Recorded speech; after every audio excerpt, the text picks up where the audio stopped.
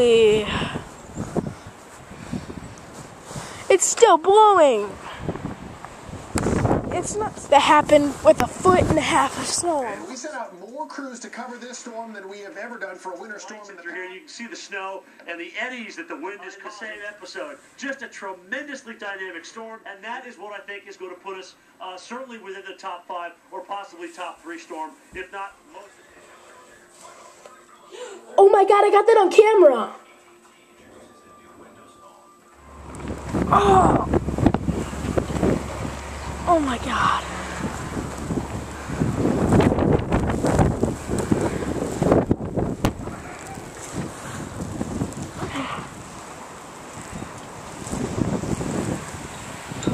Oh crap. It's just everywhere. Look at the visibility. It's bad. Curious to find out if it's going to stop for a minute or two or what.